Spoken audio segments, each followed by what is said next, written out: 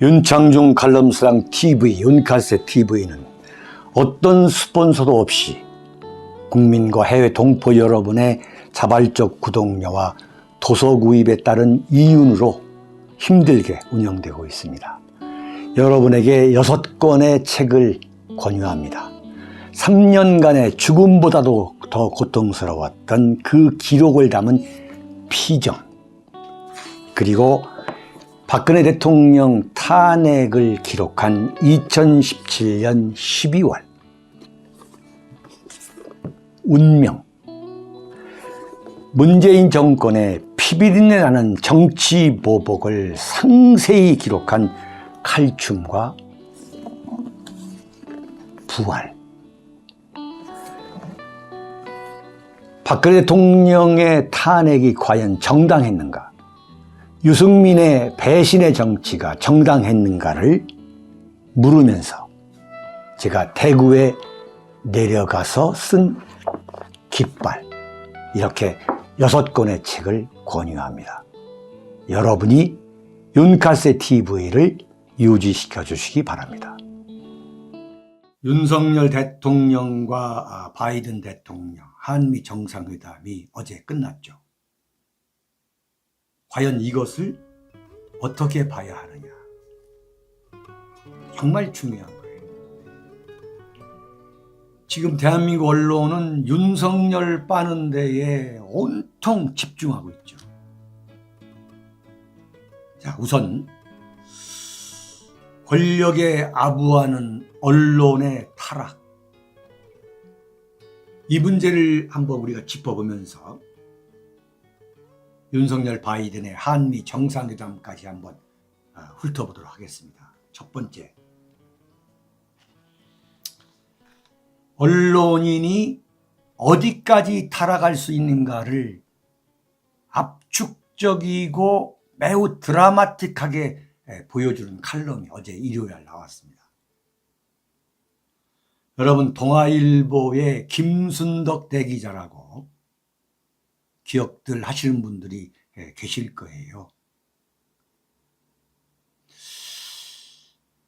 제가 굳이 이 김순덕 기자의 칼럼을, 어제 칼럼을 언급하는 것은 대한민국의 언론이 어느 정도 썩어 있는가, 어느 정도 타락해 있는가, 박근혜 대통령 탄핵이 어떻게 해서 가능했는지를 단적으로 보여주는 칼럼이기 때문입니다. 여러분, 김순덕의 도발, 윤석열의 처칠 스타일이란 제목의 칼럼입니다. 뭐라고 시작하냐면, 큰 뜻을 품은 사람은 존경하는 인물도 신경 써 고를 일이다. 윤석열 대통령이 5월 16일 국회 시정연설을 할 때에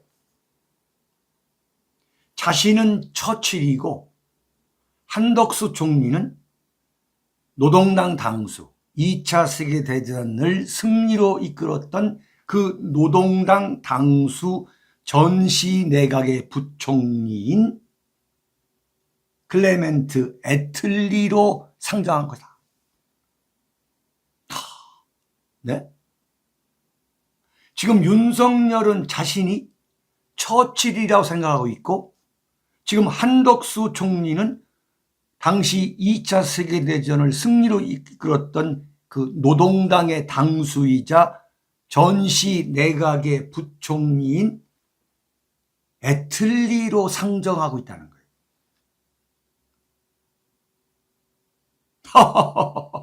네? 여러분 동의하십니까? 우선 한번 여러분 동의하시는지 여러분들 견해를 한번 올려봐 주세요. 왜 윤석열이가 처칠이냐면, 윤석열이가 촛불 파시즘과 타협을 거부했다는 거예요. 촛불 파시즘과 조국 사태 때 조국을 수사했고, 추미애와 갈등을 벌였고 박범계와 갈등을 벌이다 나온 것이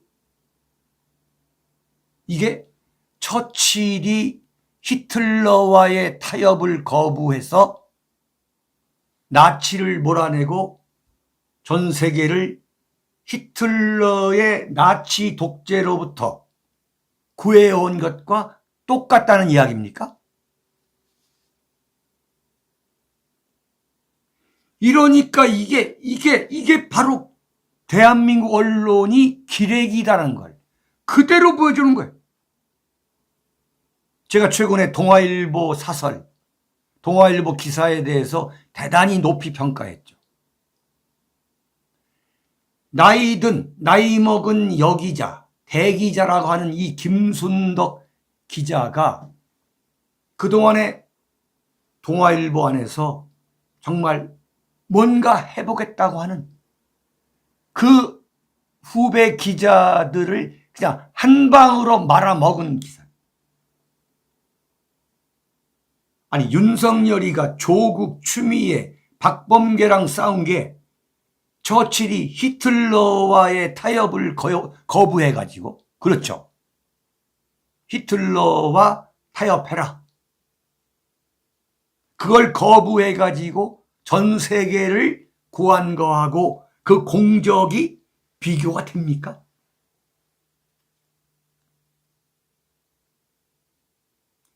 이건 완전히 윤석열이라는 권력 앞에서 그냥 부역하는 거예요.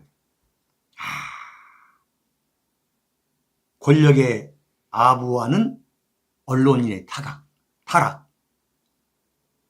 이른바 보수 우파 언론인입니다.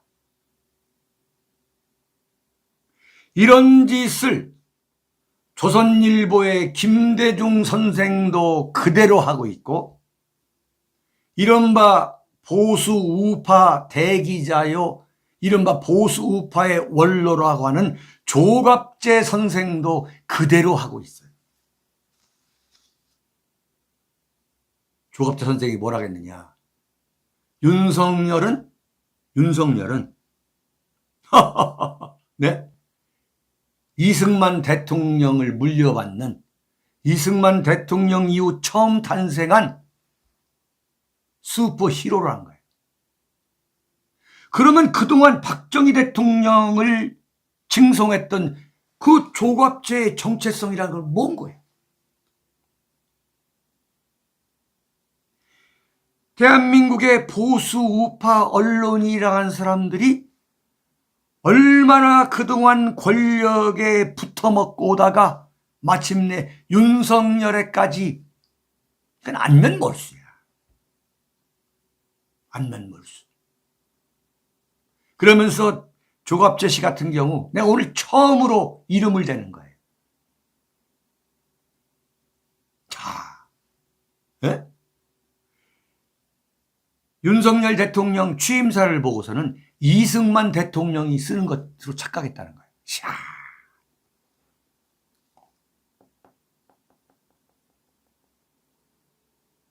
좋아요. 언론인으로서 누구와 비유하는 것은 그건 언론인의 선택의 문제죠. 내가 한번 물어볼게요. 처칠이 군대를 안 갔다 왔습니까? 처칠은 1차 세계대전 때 영국군 장교로 아프리카 남아공을 비롯해가지고 아프리카 전역에서 싸운 종군 기자입니다. 종군한 경력이 있어요. 처칠은 1차 세계대전의 영웅이에요. 네? 김순덕 기자. 윤석열 대통령은 자유를 35번 외치더라. 경위야 어찌됐든 대한민국 분단국가의 대통령인데 윤석열 대통령이 군대 갔다 왔어요? 네. 마리아제님. 윤석열이 아니었다면 득표율 70% 됐겠지. 네? 자, 물어볼게요. 처칠이 군대 안 갔다 왔습니까?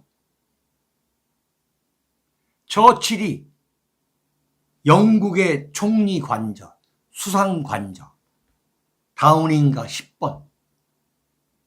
그 수상 관저를 국민에게 돌려준다고 하면서 그걸 완전히 개방시켜버리고 다른 데로 국방부로 나왔나요? 네?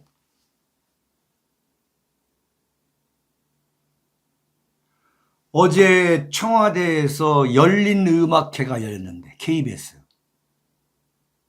거기에 윤석열 대통령하고 부인 김건희 여사가 나왔어요.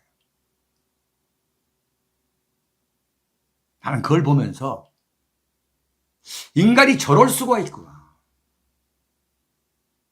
지금 전 세계 언론에서 윤석열 대통령이 청와대에 들어가지 않으려고 하는, 굳이 청와대를 들어가지 않으려고 하는 것은 이른바 무속, 샤머니즘과 그 다음에 박정희, 박근혜 대통령을 비롯한 전임 대통령의 그 이른바 불행한 청와대 저주, 청와대가 흉가다, 흉터다라고 하는 그 무속 때문이라고 다 말하는 마당에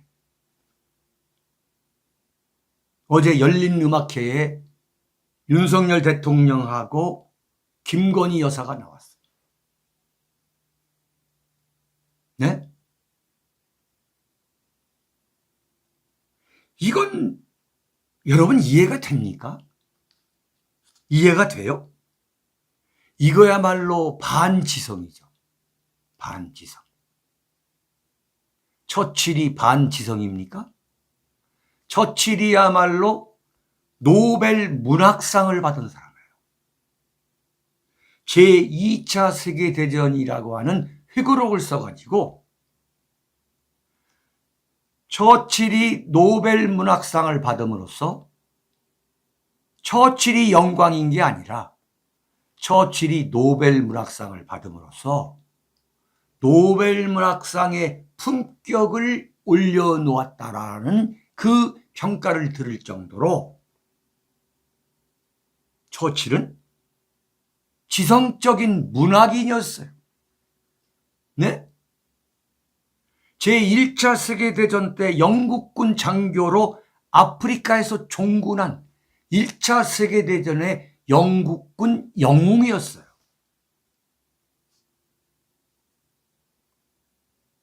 어떻게 처칠하고 비교가 됩니까? 네? 처칠은 철저한 우파였어요. 영국의 전통과 역사를 정치의 제일 목표로 내세운 철저한 우파였어요. 지금까지 처칠은 뭐냐? 우파의 아버지예요. 우파의 아버지. 어제 보세요. 어제 무슨 일 했습니까? 대한민국이 한반도가 고려 숙종 때 1056년부터 1000여 년이 넘도록 이어져 온 청와대라고 하는 한반도 권력의 심장을 아무 이유 없이 국민들에게 돌려줬다. 그러면서 거기서 북치고 꽹가리치고 음악회 한 거 아닙니까? 그걸 보고 환호하는 국민, 국민의 수준. 이건 거창하게 말하면 승자의 폭력이죠. 그걸 보고 환호하는 국민의 그 수준. 모든 국민은 자신의 수준에 맞는 대통령, 자신의 수준에 맞는 국회의원, 자신의 수준에 맞는 도지사, 자신의 수준에 맞는 정치 권력을 갖는다라는 말이 그대로 적중한 것. 언론은 따라가죠. 언론은 청와대 개방을 대서특필하고 동아일보에서 아마 이게 한 30년 넘게 기자를 했을 텐데 김순덕 대기자라는 사람은 처칠이 윤석열의 아버지다. 윤석열이가 바로 처칠이다. 그러면서 김순덕 기자가 윤석열이가 왜 처칠이냐? 첫 번째가 뭐냐? 누구도 부인 못할 공통점이 있는데 그게 뭐냐? 처칠과 윤석열은 나이차가 많은 미모의 아내를 둔 애처가라는 것이 공통점이라는 거예요. 와! 윤석열 대통령은 12살 차이, 처칠은 11살 차이. 그래서 오전 회의에 만날 지각하는 처칠은 남들의 비난을 듣고 이랬단다. 당신도 부인이 예쁘다면 아침에 일찍 나오기 어려울 것이다 라고 술을 엄청 좋아하는 것도 똑같다. 이게 언론이네요. 네? 정말 김건희 여사가 어떤 과거를 갖고 있죠? 네? 윤석열 대통령이 용산으로 집무실을 옮겨가지고 지금 서초동 아파트에서 주상복합에서 출퇴근하는데 지금 매일 30분씩 느려지는 거, 이것도 용서하자는 거 아니야. 처칠이 아침 출근 시간에 지각한 것은 자기 어여쁜 11살 차이 나는 그 아내와 사랑을 나누다 보니까 늦은 거다. 근데 그렇게 늦었던 처칠도 2차 세계대전의 영웅이다. 이런 말 좀 하려고 하는 거 아니야. 윤석열도 그 미모의 12살 차이, 오히려 1살이 더 어린 김건희 여사랑 살기 때문에 그 어여쁜 부인을 두고 일찍 출근할 수가 없어가지고 출근이 지각하는 거다. 그럼에도 불구하고 윤석열은 성공한 대통령이 될 것이고 술을 전날 밤에 엄청나게 퍼마셔 가시고 그래 나 대통령이야 내가 늦게 가면 안 되나? 이래서 지각했다 하더라도 처칠과 술을 엄청 마시는 것도 좋아하는 것도 똑같기 때문에 윤석열은 처칠이다. 언론인이 얼마나 타락할 수 있는가를 그대로 보여주는 거예요. 네? 참 정말 기가 막힌 이야기네. 자, 여러분, 어제 윤석열 대통령과 바이든 대통령 한미 정상회담이 끝났어요. 이걸 어떻게 봐야 되느냐?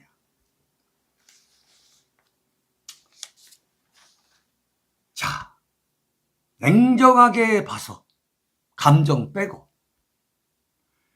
문재인 정권 5년간의 한미 관계와 한일 관계까지 포함해 가지고 정상회담 그냥 한 방으로 문재인 5년의 한미 관계, 외교 안보를 그냥 갈아엎어버렸어요. 완전히 날려버렸어요. 한마디로 정리하면 정상회담 한 방으로 문재인 5년의 한미 관계를 비롯한 외교 안보 모든 문제를 그냥 날려버린 거예요. 물론 한미연합훈련을 정상화한 거, 재개한 거, 이거 정말 잘한 일입니다. 전반적으로 한미 동맹을 획기적으로 강화한 것은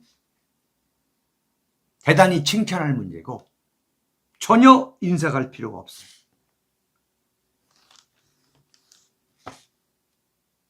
자, 그렇다면은 이번 한미 정상회담은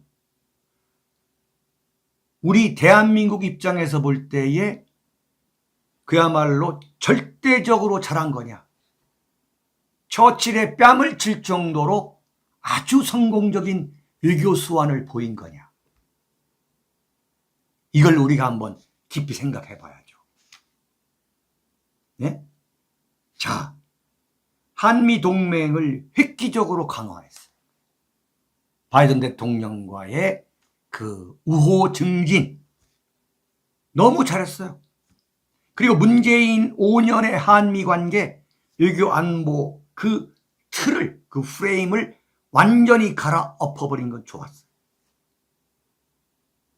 그런데 바로 한미 정상회담을 보면 이른바 윤석열 스타일, 이 딱 방향 잡히면 물불 안 가리고 밀어붙이는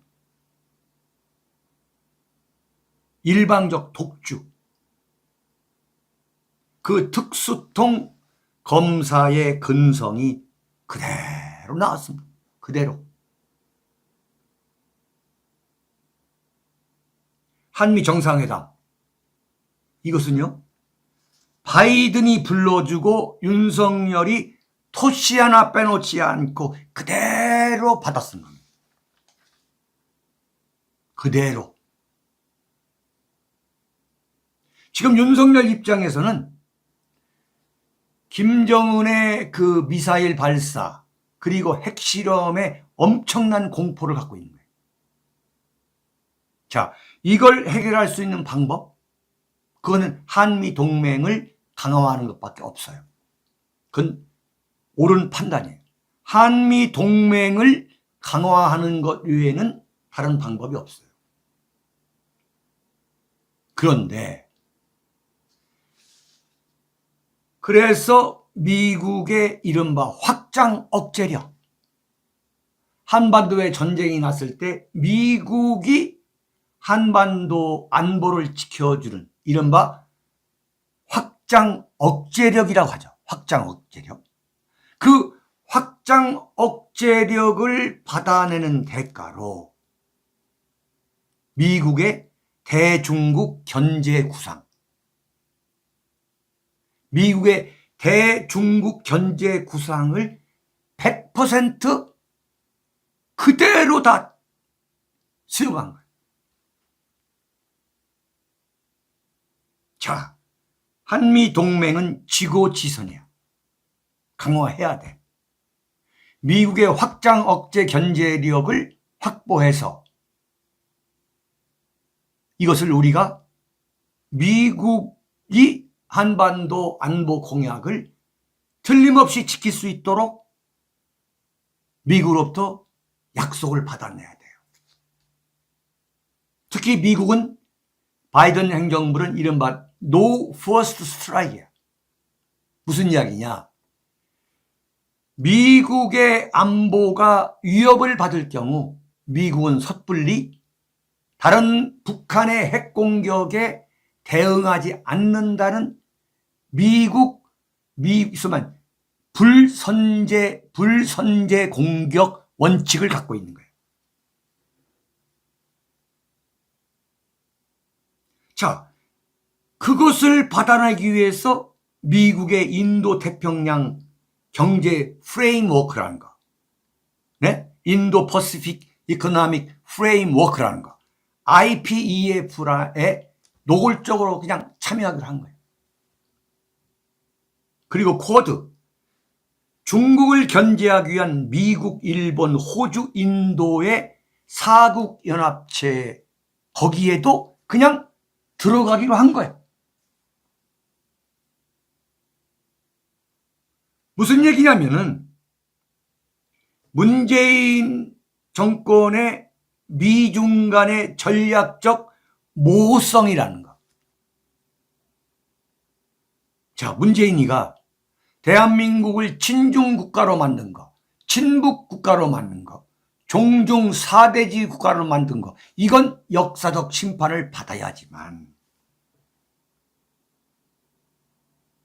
그렇다고 해서 지금 이 이야기는 뭐냐면 한국이 미국으로부터 이른바 안보를 위해서 미국을 상황으로 모시고 경제는 중국을 상황으로 모셔야 된다. 이른바 안미 경중 이 정책을 완전히 폐기한 거야.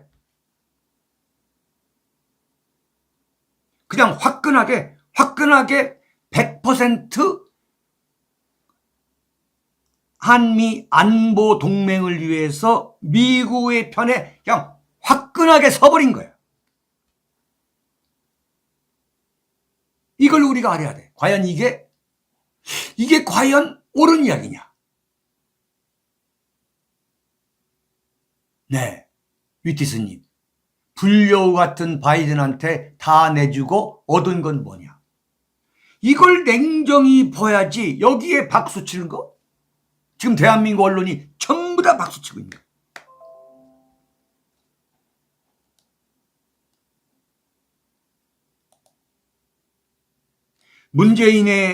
문재인이가 대한민국을 친중국가로 만든 거.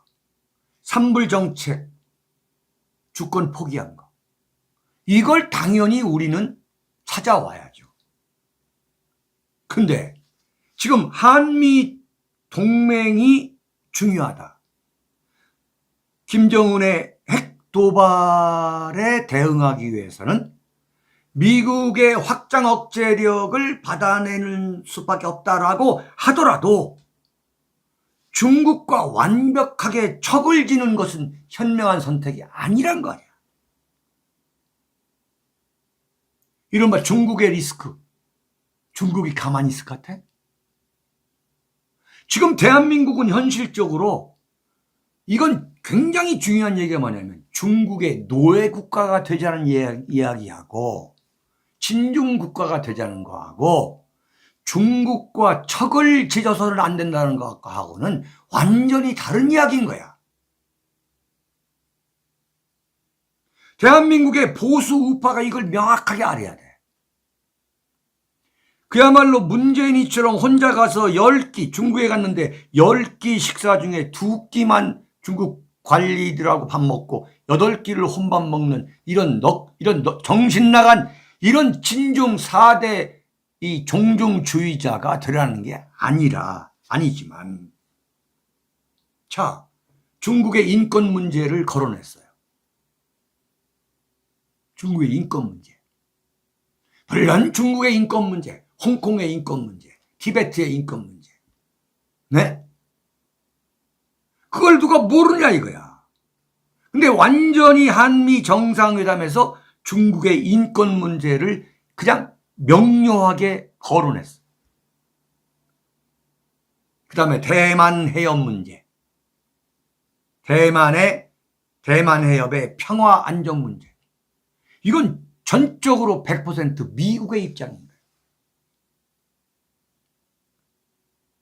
이건 우리가 완전히 이건 생각을 분명히 해야 되는 거야.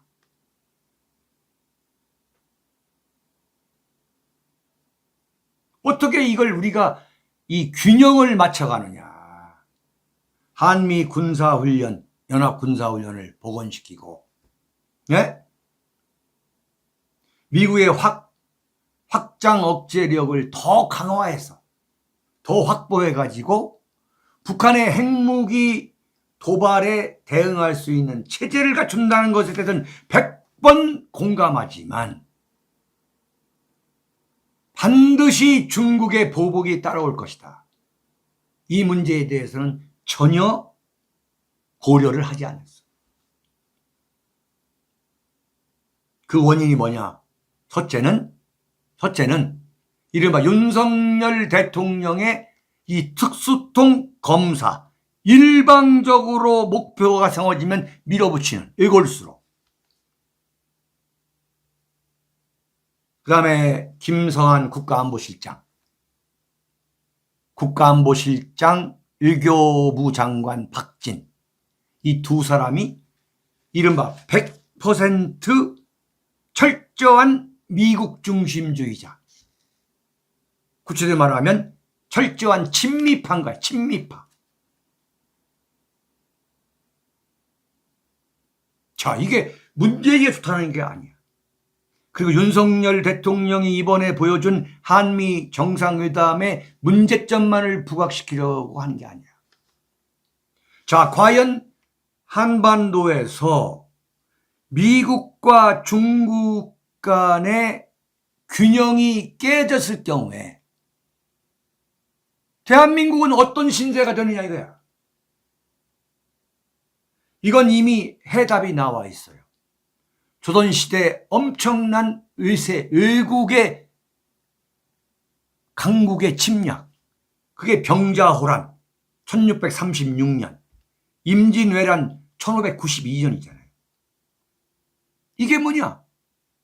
중국과 동북아에서 최강자로 부상한 일본이 조선을 향해서 선택을 요구한 거야.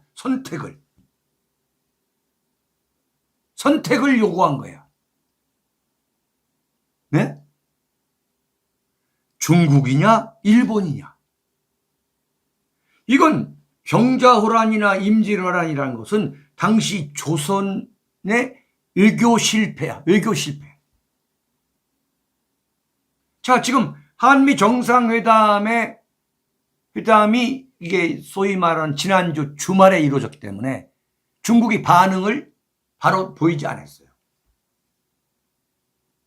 이게 정말 엄청나게 반격이 나올 것이다.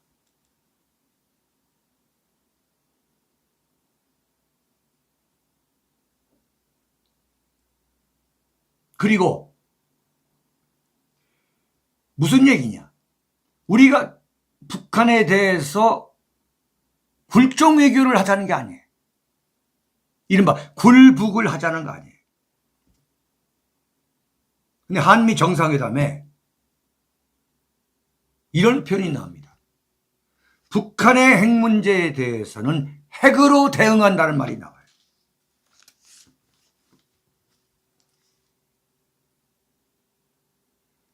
핵으로 대응한다? 까놓고 해서 이거 지금 어떻게 하겠다는 거야? 네? 이게 좀 대책이 있는 이야기예요? 이건 한마디로 뭐냐? 바이든한테 이른바 윤석열 대통령과 그 윤석열 외교안보팀이 무엇을 바라는가? 이걸 읽고서 여기에 영합한 거예요. 미국이 북한의 핵 문제에 대해서 핵으로 대응할 리도 없어. 네. 핵으로 대응할 일이 없어. 자, 이런 일이 왜 왔느냐. 이렇게 한미 동맹을 강화하는 것은 좋은데 왜 미국이 원하는 대로 했느냐. 그대로 했느냐. 바이든 대통령이 불러주는 대로 윤석열 대통령이 100% 베껴 쓴 결과가 됐느냐. 결국은 뭐냐. 김정은 핵 공격 그 위협에는 다른 방법이 없다. 핵 대 행으로 갈 수밖에 없다라고 하는 그 윤석열 대통령, 윤석열 정권의 인식을 그대로 보여준 거예요. 근데 문재인 정권에서 이것 때문에 엄청난 그야말로 평화타령이다, 김정은 장사다, 중국 친중이다 하는 논란도 많았지만 이로 인해서 중국과 완전히 척을 지고 북한을 더 강경하게 몰아버리고 그런 가능성을 이건 이미 안고 있는 거야. 그 다음에 또 하나는 뭐냐. 윤석열 대통령이 0.73% 승리에 대한 컴플렉스인 거지. 한미 정상회담을 화끈하게 성공시켜가지고 대통령으로서 자리를 굳히자. 이른바 전두환 대통령이 정권의 정통성 그 취약점을 보완하기 위해서 레이간 대통령 취임 후 첫 번째로 만났던 것처럼 그 역으로 한미 정상회담을 화끈하게 성공시켜서 한번 대박을 치자라고 하는 그 욕심. 이러다 보니까 미국에 엄청나게 미국한테 퍼주게 된 거죠. 그게 뭐냐? 바로 바이든 대통령이 정의선 현대자동차 그룹 회장을 단독으로 면담했어요. 바이든이 시간이나 돕니까? 봤더니 미국 조지아주에 미화 55억 달러, 한화 6조 9천억 원을 투자하는 거예요.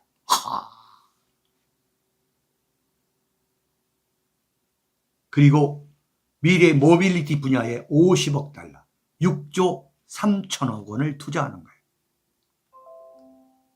그러니까 한 13조 2천억 원을 현대자동차 그룹 하나만 투자하는 거예요. 그야말로 바이든 대통령이 엄청난 이득을 챙겨간, 소위 말하는 미국의 억제력, 확장 억제력이라는 것을 바꿔 말하면 한미연합훈련 재개, 이거 하나, 그 다음에 미국의 전략 자산을 한반도에 배치한다. 이거 하나 제외하고는 엄청난 이익을 챙겨간 거예요. 한국을 이제 완전히 중국 견제를 위한 그 올가미 속에 집어넣고 지금 한국 대기업들의 미국 진출, 지난번에 문재인이가 작년 5월에 갔을 때도 45조, 50조의 투자를 바이든이 챙겼죠. 네. 이걸 우리가 아주 잘 봐야 됩니다. 예, 여러분. 예. 자, 두 번째입니다.